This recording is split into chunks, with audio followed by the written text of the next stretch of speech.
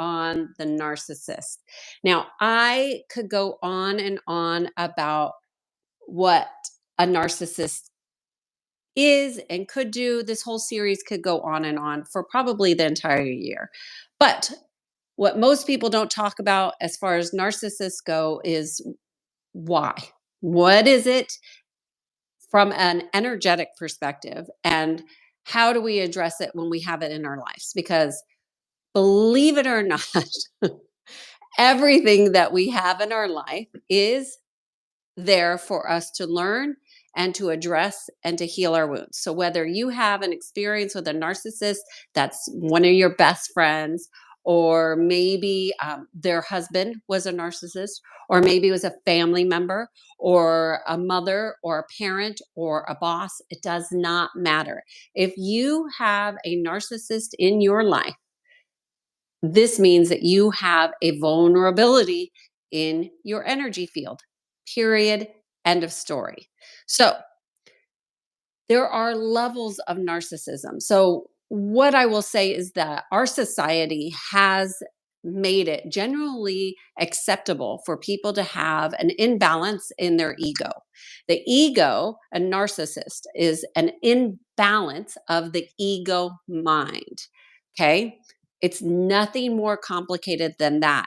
Although there is what's called like a super narcissist. Well, I'll save that one for later because those are really special people and they have special needs and special ways in which you can approach them and do your best to take care of yourself. But they are dangerous. So I'll just leave it at that. But for now, we're just going to talk in simple terms so you can get like really more understanding energetically about what a narcissist is. Simply put, a narcissist is old if they're in your energy field, if they're in your relationships in any way, doesn't matter if it's in your family relationship, that just means you have a soul lesson with that person and their soul. It doesn't mean that you have a soul lesson with narcissism necessarily, but it does mean you have vulnerabilities in your energy field. So a narcissist simply has an inflated ego. That's it. And honestly, for me, if they're a run of the mill narcissist and they come to me for a session and they don't even really know that they're a narcissist, but they might have another narcissist in their life, which by the way, many narcissists do not have other narcissists in their life unless they're in a group to collectively basically gang up or equip themselves to deal with the narcissist. But they usually become so intellectually focused on narcissism that they become obsessed with the other people being a narcissist, that they often become one. So that overinflated ego, like to call people out on their poor behavior. See, they do this, they're that way, and they do that, and that makes them this, and they're this way because this, and there's always a blaming going on with a narcissist. That's the inflated ego, okay? A narcissist will always be attracted to a person who has wounds, who is very wounded and has not addressed those unhealed wounds. Unhealed wounds show up in the energy field with vulnerabilities. A vulnerability can look like a tear, a rip, a hole in your energy field. So if you think of your physical body, it would be like an arm is ripped off or something. There's a hole or a cut and in your body. So that would show up in the energy body, not your physical body, but you will feel it physically. You might feel it like a stab in the back, if you will. So just know that any vulnerability that you have can absolutely be healed. And when you start healing your vulnerabilities energetically, what happens is you magnetize different things. So magnetize means that you resonate differently with different energies, different people. You might feel differently when you start to heal yourself and you're in the presence of a narcissist. You will feel different with them.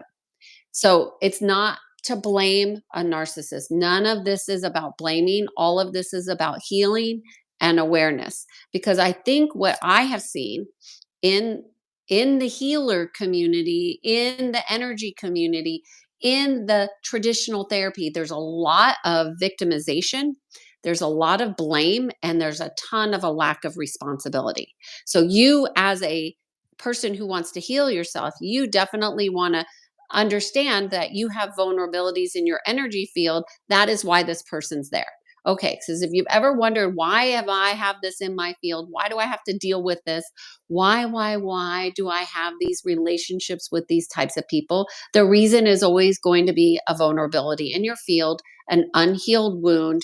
And the other thing is, if they have an inflated ego, you will be most often operating with an imbalanced ego as well. But usually, if you're the one that's getting kind of picked on by the narcissist, if you will have what's called the lower ego. So we have the lower ego and we have the inflated ego.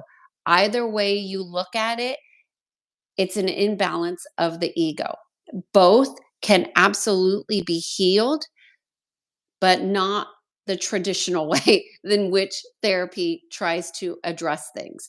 Medicines and do not work for balancing the ego. In fact, it creates more of a separation because there needs to be more of a connection inward to address the ego work. And ego work is very challenging. In fact, even I don't teach my clients real ego work until they've advanced, because it's very challenging, and most people don't like it, and most people don't even want to talk about the ego.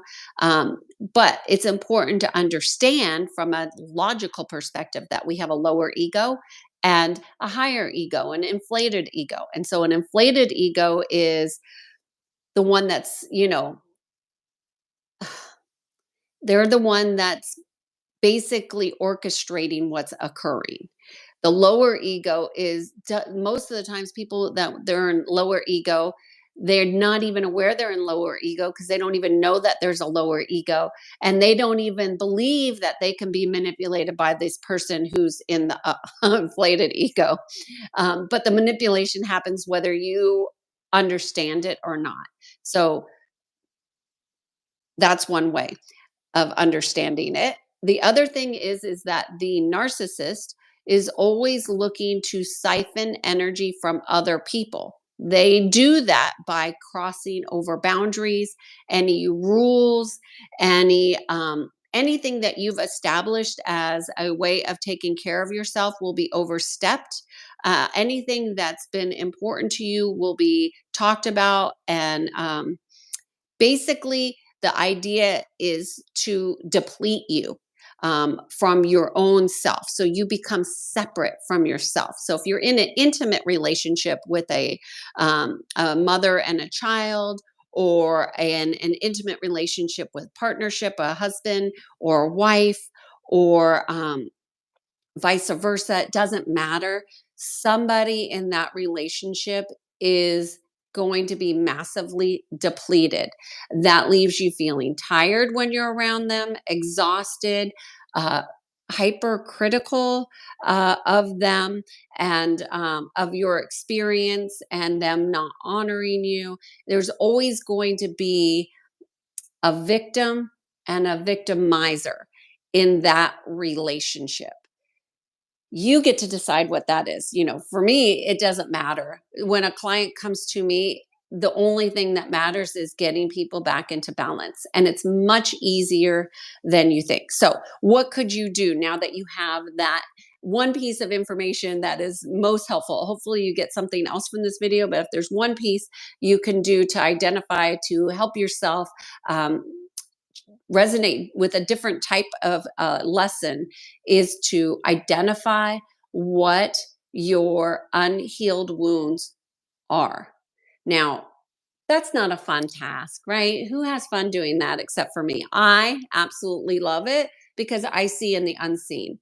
But I don't need to know all your wounds intimately to heal them.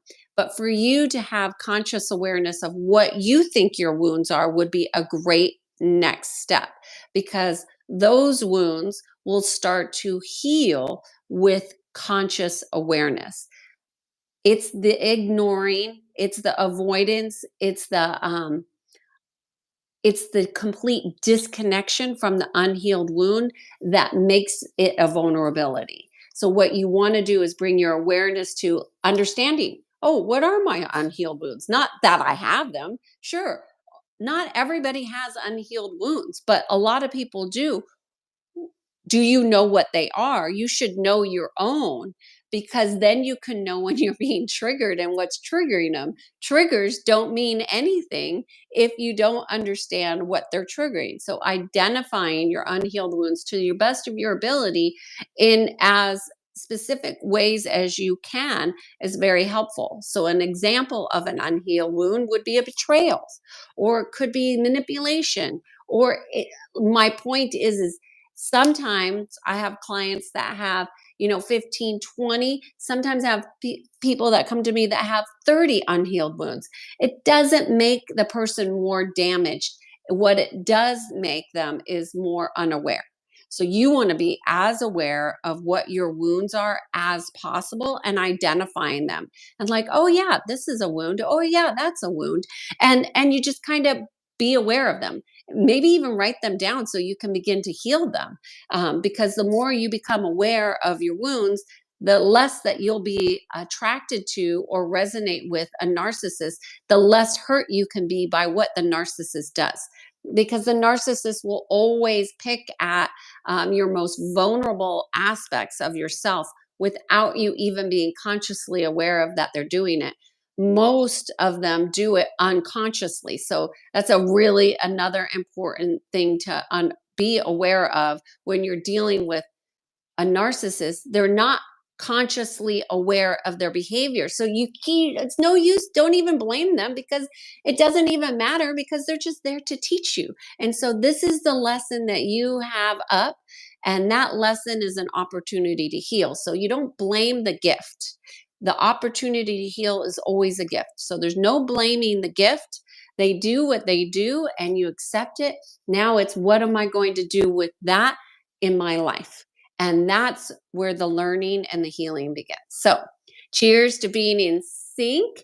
And I am Kiana Sage from Kiana.com.